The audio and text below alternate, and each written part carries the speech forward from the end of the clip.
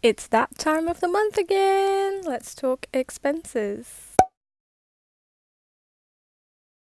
So last month we were celebrating the one of the two times I actually made money out of traveling. But yeah, we're back on the red. So Andrea, did you go crazy in St. Petersburg and you went to all the parties and drank loads of vodka? No. Actually the reason why I'm on the red this month is because of onward traveling. Thanks to the Northern Lights. And let's go to Moscow. Why not? Can't be asked volunteering, so I'll pay for the hostel attitude. So this month, the trip cost me £148. So as you know, I've got Northern Lights coming up in Norway, and Norway is a ridiculously expensive country. So some of my costs from that trip have hit me this month. The rest is gonna hit me next month because I put in a credit card. So this month I'm looking at my spreadsheet here. That's why I'm looking over there.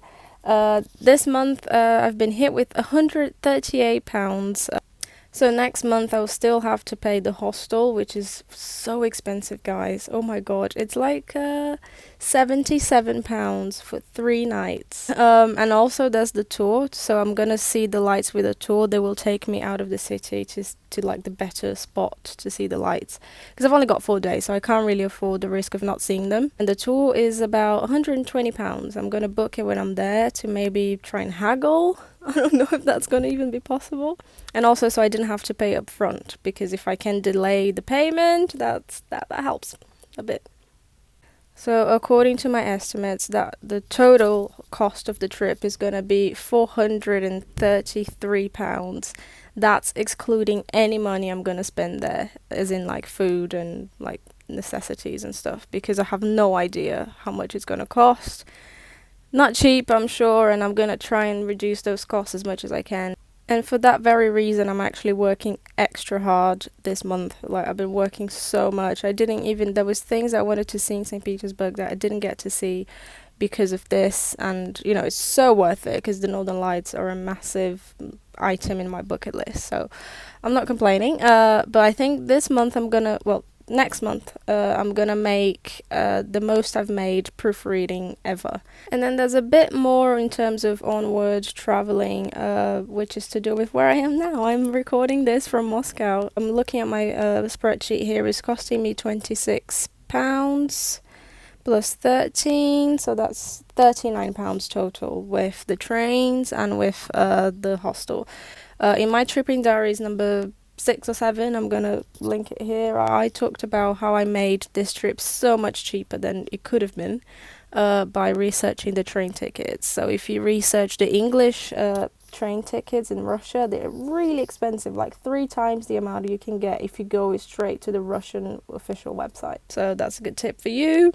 Aside from that, in October I decided to take a break from volunteering. I did 8 hostels in 8 months, so it was quite a streak there. Really enjoy volunteering, but I felt like I needed a break, and I'm really happy I took it because now I'm going to London after Norway.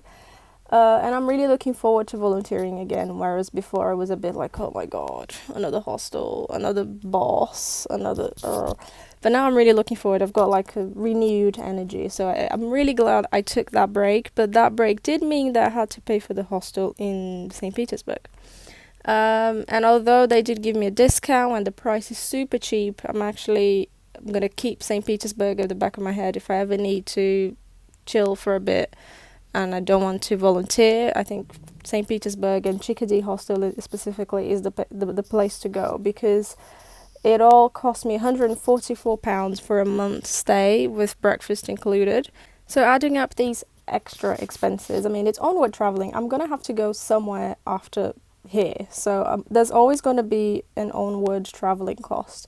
It is quite high this time because of the Northern Lights, but then overall I spent £308 on onward traveling this month, with a bit more to hit next month, as I said. But if overall I only lost £148, that meant that I managed to get some of it back by working, by proofreading and doing other stuff. So, could be worse. So moving on to my daily expenses. So I keep these separate from everything else because I like to compare the cost of living in different countries. I think it'd be interesting actually to do a video comparing the cost of living in all the countries I've lived in. I think I'm going to put that together for maybe next month. I don't know. This month, so I spent the whole month of October in St. Petersburg. So these costs will refer to St. Petersburg cost of living. Obviously, it's my lifestyle. What will happen to you might be different because you might have different standards or different priorities than me. But just to give you an idea then. So my biggest expense, as usual, I really want to reduce that, but I can't. It's eating out. So I consider eating out, restaurants, coffee shops, even the money. Sometimes I go work in a coffee shop, so I'm not like stuck in a hostel all day. So I do include that expense there as well. And overall, we're at £74.50 on eating out. Well, there was a Georgian restaurant that I went to, which was really delicious. There was a bit of, trying local cuisine, which is nice. So £13 of the 74 were to this coffee shop where I used to go not every day, like maybe twice or three times a week to work in. And then I did spend £7.63 on Russian pastries because I'm surprised that this cost wasn't higher than it is because I literally went to the bakery. If I was in St. Petersburg for 30 days, I went to the bakery 23 days. So yeah, even though I did spend quite a bit eating out, I did shop for food as well. I'm not lying when I say that I do cook at the hostel.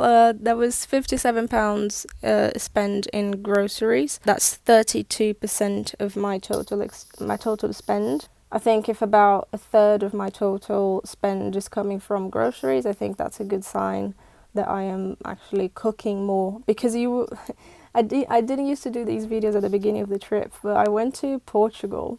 That was my first country with that mindset of like, oh, I'm going to cook at the hostel every day. It's going to be great.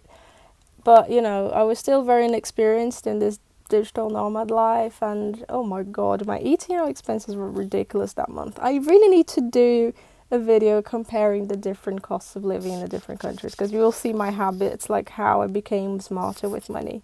In St. Petersburg, so this is actually a really good lesson right there.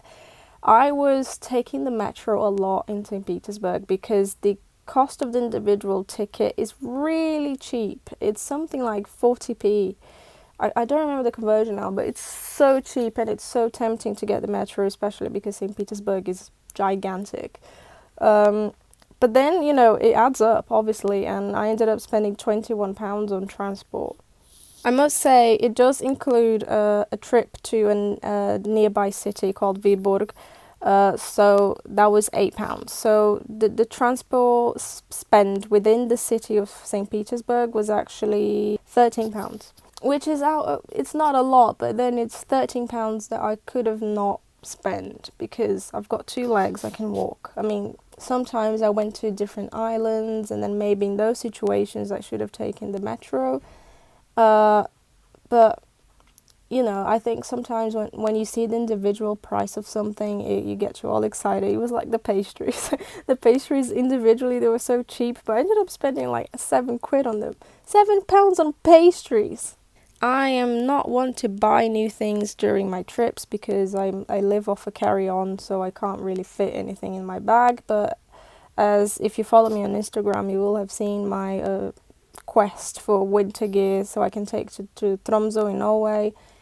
Because I do have winter clothing, but Tromsø is a different level of cold. Like it's so close to the North Pole.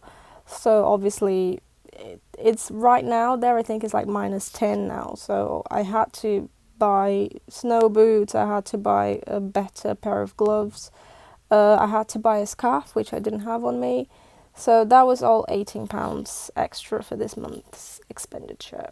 And in entertainment, I never do anything that costs a ticket. Like when I went to the Hermitage, the biggest museum in St. Petersburg, the ticket costed like about £8, but I waited for the day in which it was free. There's like one day of the month when the Hermitage is free, and it's the third Thursday of the month.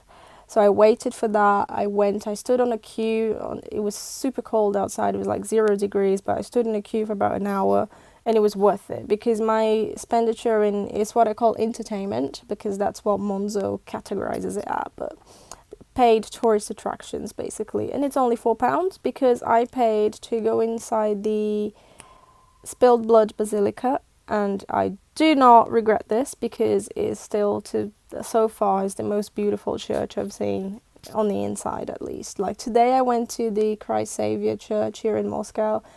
Gorgeous from the outside. It's great on the inside as well, but I was like, yeah, Spilled Blood still the number one. So overall, the total expenditure, and this is daily cost of maintenance of food, transport, and groceries.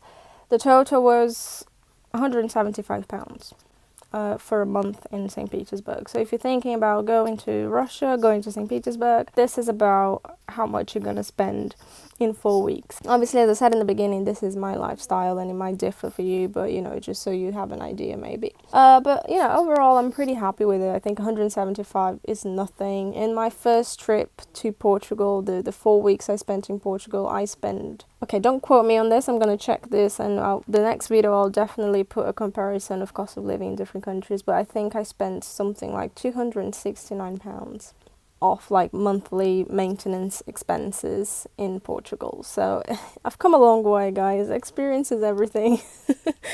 But I'm pretty happy with it. I think the eating out, the £74 of eating out is absolutely ridiculous. But at least this month most of that expenditure did go to trying local cuisine, whereas last month, if you saw last month's video, I think I went to a Lithuanian restaurant once, and the rest of it was all like bullshit, like coffees, and like really I wasted a lot of money in Lithuania. But I think I still did well. And the Russian pastries are so nice. Those £7 were very well spent. So that's it for now. I didn't go into detail about how I organize my finances because I did that in the last video. So if you want to know how I make money, how I separate, because I've got different pots of money, and then I explain all of this over there. I can't explain this every month because it's going to get super boring. But if you have any questions, let me know. And here you go. Next month, it's going to be tough because I will be doing an expenditure video for Norway and England. Oh my god.